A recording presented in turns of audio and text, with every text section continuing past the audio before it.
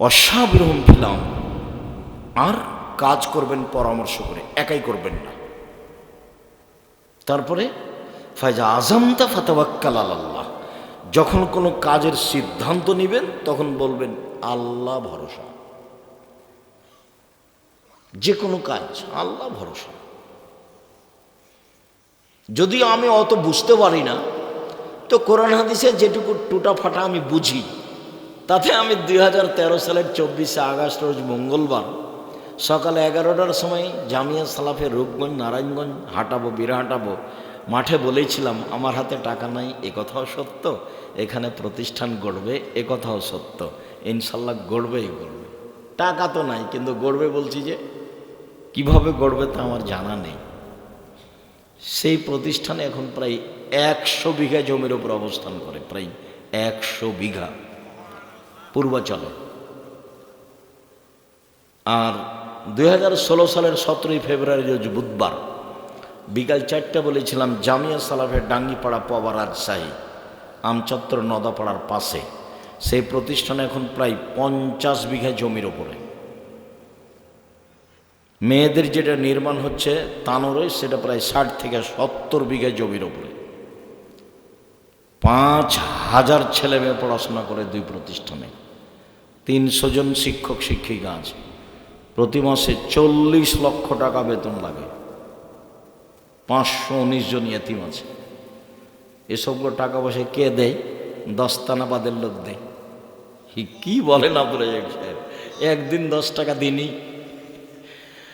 দিয়েছেন কি না তা আমি জানি না, তবে চলছে তা আমি জানি। প্রতিষ্ঠান চলছে। জামিয়া সালাফিয়া কোনো বিত্তশালী দিয়ে চলে না। জামিয়া সালাফিয়া কোনো বৈদেশিক সংস্থা দিয়ে চলে না। জামিয়া সালাফিয়া সরকারের কাছে কোনো অনুদান চায় না। জামিয়া সালাফের রসিদ বহি বাহিরে ব্যবহার হয় না। জামিয়া সালাফি কিভাবে চলে তা শিক্ষকের জানা নেই। জামিয়া সালাফি কিভাবে চলে তা ছাত্রর জানা নেই। জামিয়া সালাফে কিভাবে চলে তা নেবরাসের কমিটির সদস্যরা জানে না। জামিয়া সালাফে কিভাবে চলে আমি নিজেও ভালো করে বুঝি না, তবে আমি দেখতে পাচ্ছি চলছে, আলহামদুলিল্লাহ। কোনো বড় বৃত্তশালী দিয়ে চলে এটা আমি দেখি না। দস্তানাবাদের লোক না থাকে, আশেপাশে আছে, কেউ না কেউ আছে, চলছে তো। এতগুলো এতিম, 519 জন খালি এতিম অসহায় আছে। আর এমনি তো 15 দিনের জন্য, 20 দিনের জন্য 25, 30, 40 জন যাচ্ছে ওই আদ-দাওয়া-ইলা আল্লাহর মসজিদের ইমামের প্রশিক্ষণ। যায় ফিরি, আসে ফিরি, থাকে ফিরি, খায় ফিরি, বই পুস্তক ফিরি। প্রতি 15 দিন সমান 25 জন, 30 জন, 40 জন, 20 জন, 25 জন, 30 জন, 40 জন। আর এই কয়দিন সামনে শনিবার থেকে মনে হয় 150 জন প্রশিক্ষণে আসছে। 150 জন থাকবে ফিরি, খাবে ফিরি, বই পুস্তক ফিরি। 700 মক্তব চলে এখন, 700। আবদুল্লাহর একটা দাবি, ইনশাল্লাহ আব্বু একবারে তেঁতুলিয়া থেকে টেকনাফ পর্যন্ত মক্তব চালু করবো ইনশাআল্লাহ। সম্মানিত দিনী ভাই বোন, আল্লাহ বলছেন যে যখন কোনো কাজের সিদ্ধান্ত নেবেন ফাতাওয়াক্কাল আলাল্লাহ, আল্লাহর উপরে ভরসা করেন। কেন? আল্লাহর উপরে ভরসা করে যে আল্লাহ তাকে ভালোবাসেন। আমরা তো কাজ করি আমাদের মতো করি, চলে যাই। ওই যে ওখানে বাড়ি ঘর করছে, ওকে খানিক ধমক দিয়ে আসে, বাড়ি টাকা দেয় না তো তোকে বাড়ি করতে দিব না। এই তো টাকা ইনকাম হয়ে গেল। এটার চেয়ে ভিক্ষে করে খেলে শান্তি পাওয়া যাবে। আর কারোর পিছে যায় না। কে সিগারেট দিল, কে একটা বিড়ি দিল, পিছে পিছে দৌড়িয়ে বেড়াচ্ছ। মুখের চরিত্র ফুলের মতো পবিত্র, এসব নোংরা নীতিতে যায় না। আমার সহজ কথা মনে রাখবা, 5 ওয়াক্ত সালাত, হালাল রুজি, কোরআন তেলাওয়াত, আড্ডা পিটা হারাম, বাস জান্নাত হবে ইনশাআল্লাহ। আড্ডা পিটা 2 ধরনের। দোকানের সামনে বসে ঘন্টার ঘন্টা ল্যাংটা মেয়ে দেখা আর মানুষের বদনাম করা, এটা হলো এক আড্ডা পিটা। আর একটা আড্ডা পিটা হলো বড় মোবাইলে ল্যাংটা মেয়ে দেখে ঘন্টার ঘন্টা সময় কাটানো। ওই ঘরে তোমার মা দেখে, এই ঘরে তোমার বাপ দেখে, ওই ঘরে তুমি দেখো, আর এই ঘরে তোমার বোন দেখে। সময় ল্যাংটা মেয়ে দেখাতে ব্যস্ত, একবারে গোটা বাড়িটা হচ্ছে জেনার বন্যা, জেনাই শৈলাব। আল্লাহ রসুল বলছেন দুই চোখের জেনা হচ্ছে চোখ দিয়ে দেখা, অলজনা নয় জেনা হল ইস্তেমা। দুই কানের জেনা হচ্ছে কান দিয়ে শোনা, অলেয়াদ জেনা হল বাদশ, হাতের জেনা হচ্ছে হা দিয়ে ধরা, আর রিজল জেনা হাল মাসি, পায়ের জেনা হচ্ছে পা দিয়ে চলা, জেনাল কাল্ব তাতামান্না তাস্তাহি, অন্তরের জেনা হচ্ছে পরিকল্পনা করা। এগুলো সব জেনা। তোমার হাতেও বড় মোবাইল, তোমার বোনের হাতেও বড় মোবাইল, তোমার মার হাতেও বড় মোবাইল, তোমার বাপের হাতেও বড় মোবাইল। রাসূল সাল্লাল্লাহু আলাইহি ওয়াসাল্লাম বলছেন, পৃথিবীর মানুষ, আমি আশঙ্কা করে গেলাম আমার জাতির উপরে, আমার উম্মতের উপরে, আমার উম্মত গোপন পাপে লিপ্ত হবে, এটা আমার ভয়। পৃথিবীর মানুষ শুনে রেখো, আমার উম্মত গোপন পাপে লিপ্ত হবে, এইটা আমার ভয়। আমার উম্মত দরিদ্র হয়ে যাবে, ভয় আমি করিনি।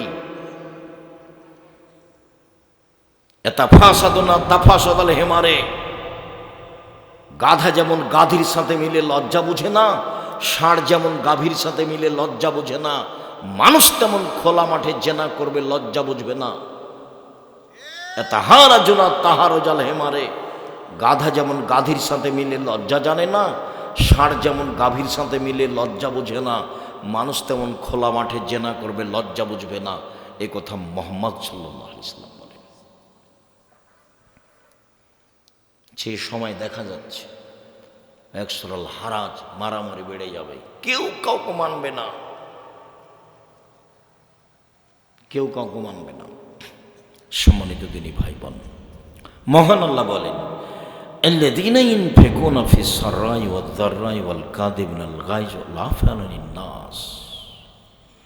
জান্নাতি ওরা যারা সচ্ছল অবস্থায় দান করলো, অসচ্ছল অবস্থায় দান করলো। সচ্ছল 10,000 টাকা করলো, অসচ্ছল 10 টাকা করলো, দান করতেই হবে। আল্লাহ আদেশ করেছেন, নবী আদেশ করেছেন। তখন সাহাবীগণ বলছে যে না পারলে কি করবে? তো আল্লাহ রাসূল বলছেন না পারলে মানুষের বাড়িতে কাজ করবে, কাজ করে যা পেয়েছে সারাদিনে কিছু খাবে আর কিছু দান করবে। যখন আল্লাহ রসুল বলছেন সবাইকে দান করতে হবে, তো সাহাবীরা তখন দেখলেন যে পথ তো কঠিন হয়ে গেল।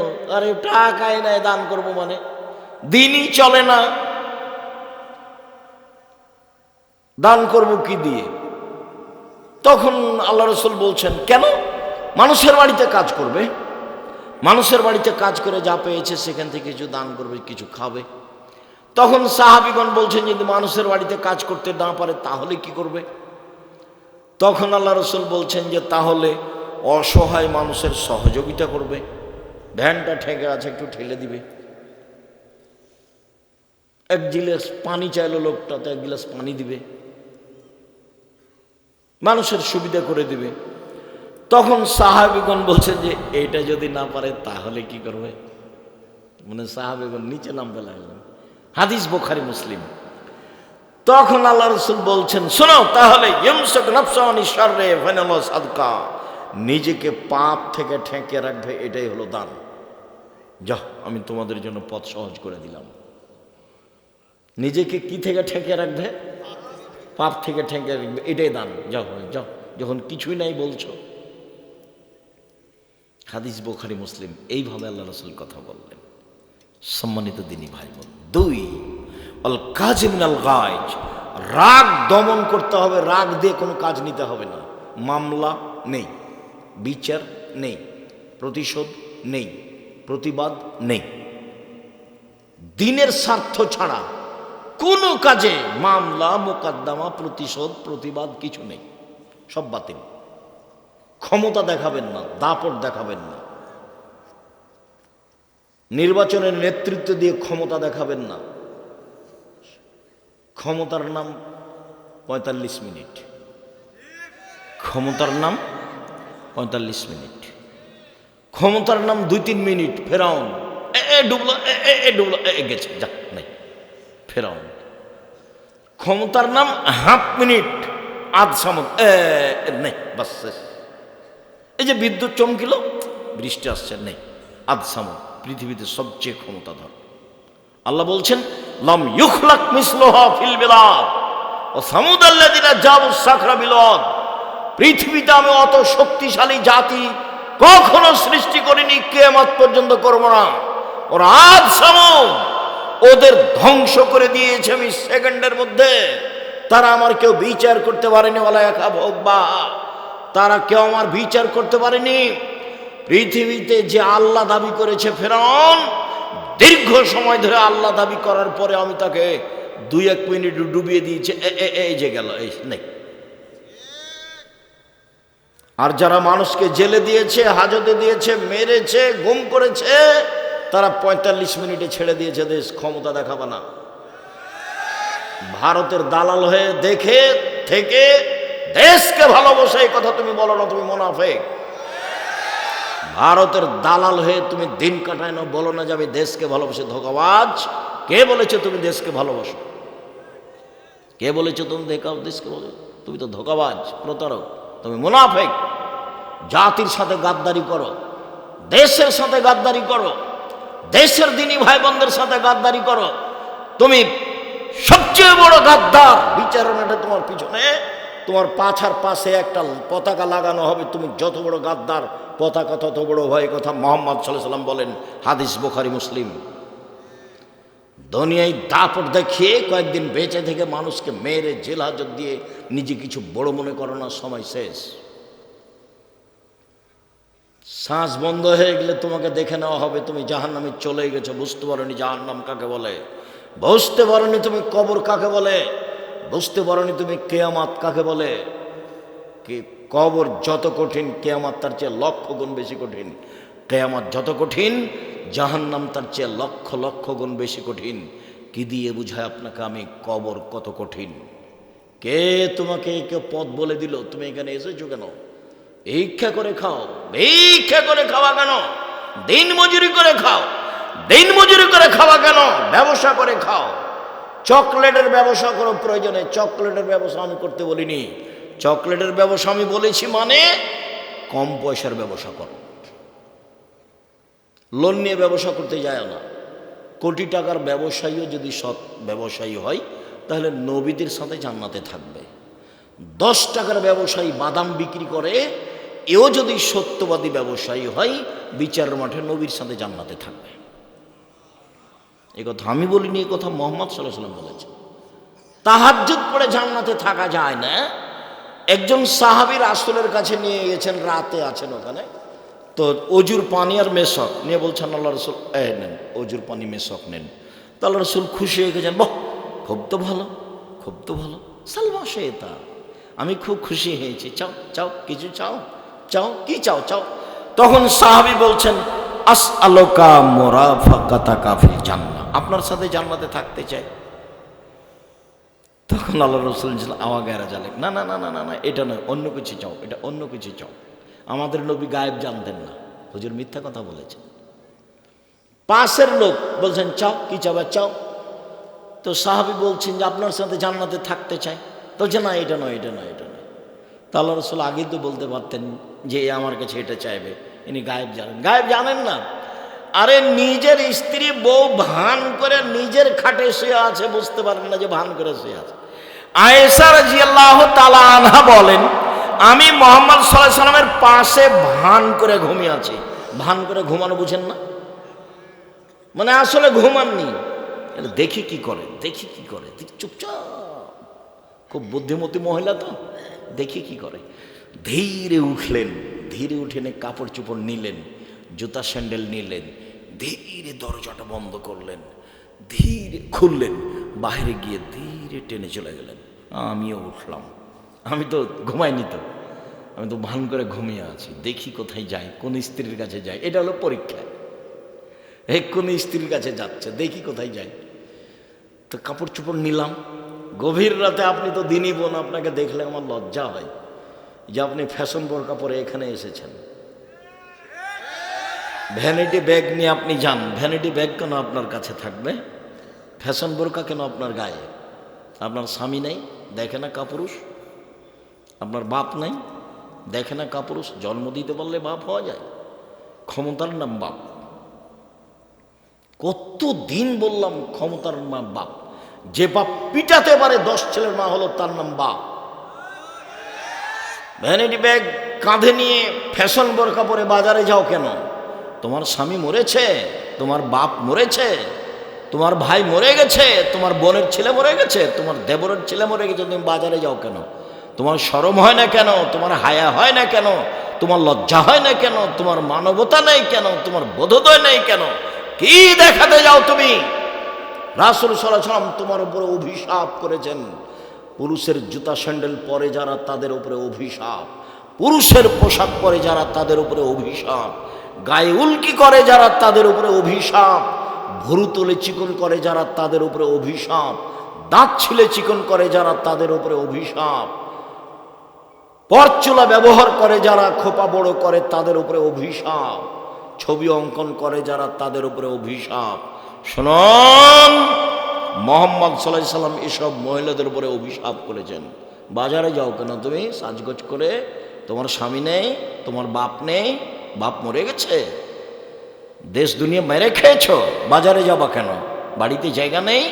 আল্লাহ তাআলা বলছেন ওয়াকারনা ফি বুয়ুতিকুন্না ওয়ালা তাবাররাজনা তাবারুজাল জাহিলিয়াতুল উলা, হে মুসলিম মহিলা বাড়িতে থাকো। বন্যতার যুগে, বর্বরতার যুগে, অসভ্যতার যুগে, জাহিলিয়াতের যুগে নারীরা যেভাবে ঘুরতো সেভাবে ঘুরো না, কঠোরভাবে আল্লাহ নিষেধ করেছেন। বাজারে যাও কেন? কিসের ধর্ম দেখাও? হ্যাঁ হ্যাঁ করে এসেছো, আবার হ্যাঁ করে চলে গেছো। এর জন্য আমি দায়ী, এর জন্য তোমার বাপ দায়ী, এই জন্য তোমার স্বামী দায়ী, এই জন্য তোমার ভাই দায়ী, এই জন্য তোমার মা দায়ী। প্রসব করাতে পারলে মা হওয়া যায়? 1 মিনিট দেখো তো বাপ কাকে বলে, পিটিয়ে ঠিক করতে হবে মেয়েকে। 1 মিনিট দেখেন বাপ কাকে বলে। এই যে দেখেন, আয়েশা রাদিয়াল্লাহু তাআলা আনহা বলেন, আবু বকর সিদ্দিক আমার নিকটে আসলেন, ঘটনা ওই দিক ছেড়ে দিয়ে এদিকে আসলাম। ফালাকা জানি লাকজাতান শাদীদা, তিনি আমার কোমরের উপরে খুব জোরে মারলেন। ওই সময়টা আমার স্বামী আমার উরু রানের উপরে মাথা দিয়ে ঘুমাচ্ছিলেন।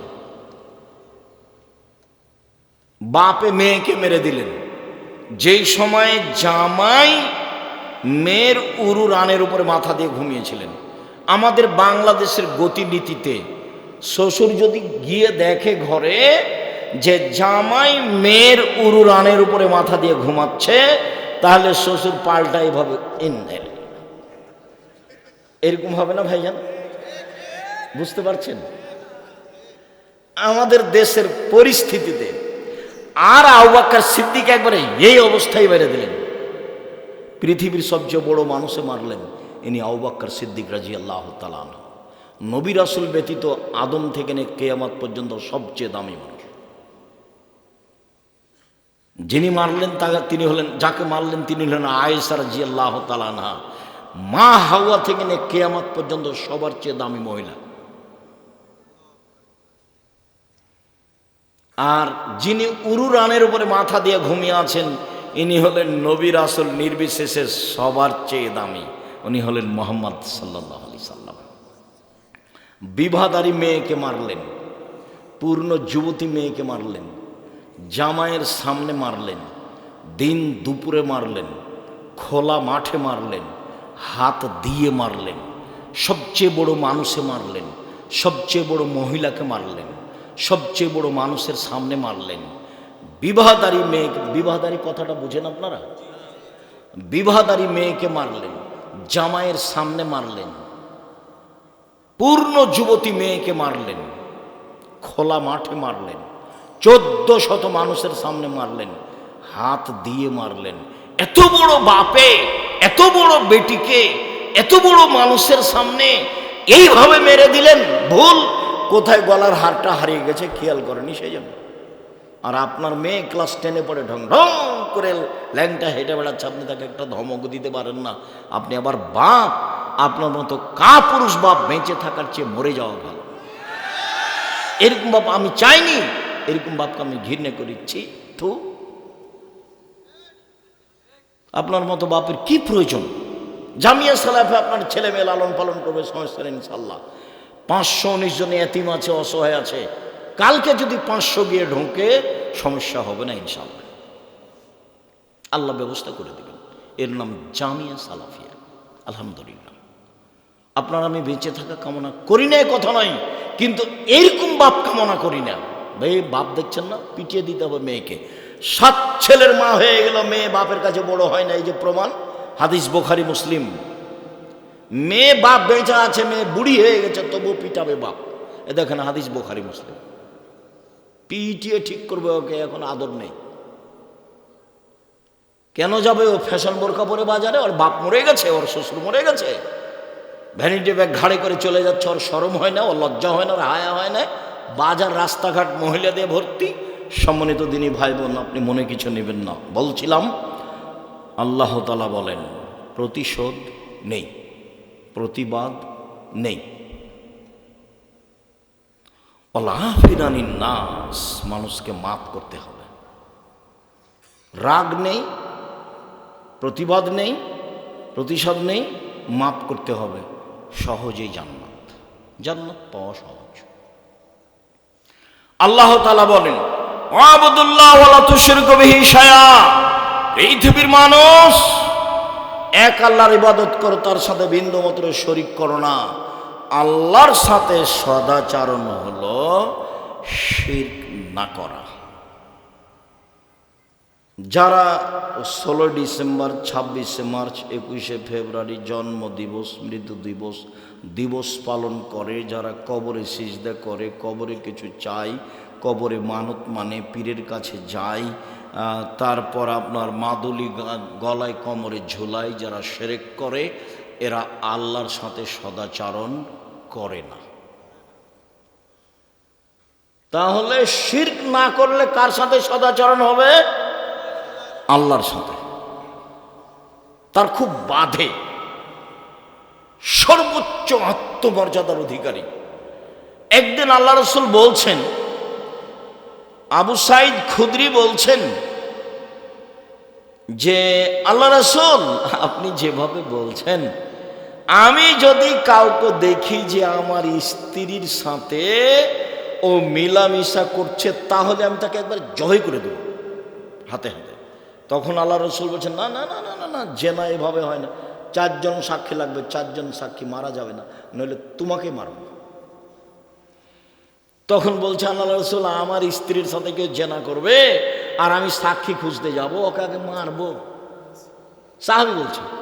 তখন আল্লাহ রাসূল বলছেন, আরে দেখো দেখো, আবু সাঈদ খুদরির আত্মমর্যাদায় আঘাত লেগেছে, স্ত্রী জেনা করছে, সেই জন্য তার আত্মমর্যাদায় যত আঘাত লেগেছে, জেনাতে আমি মুহাম্মদ সাল্লাল্লাহু আলাইহি ওয়াসাল্লাম, আমার আত্মমর্যাদায় তার চেয়ে 1000 গুণ বেশি আঘাত লাগে। আর আমার আত্মমর্যাদায় যত আঘাত লাগে, মানুষ যখন জেনা করে তখন আল্লাহর আত্মমর্যাদায় তার চেয়ে 1000 গুণ বেশি আঘাত লাগে। বোঝা গেল না কথা? আল্লাহর একটা আত্মমর্যাদা আছে, নবীর একটা আত্মমর্যাদা আছে।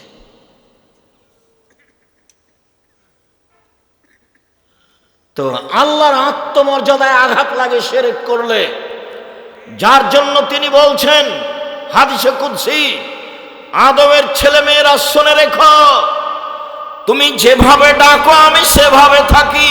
মা দাউতানি ওরা যাউতানি, তুমি যেভাবে ডাকো আমি সেভাবে থাকি, তুমি যেভাবে আশা পোষণ করো সেভাবে পূর্ণ করে থাকি, তুমি যেভাবে আশা পোষণ করো সেভাবে পূর্ণ করে থাকি।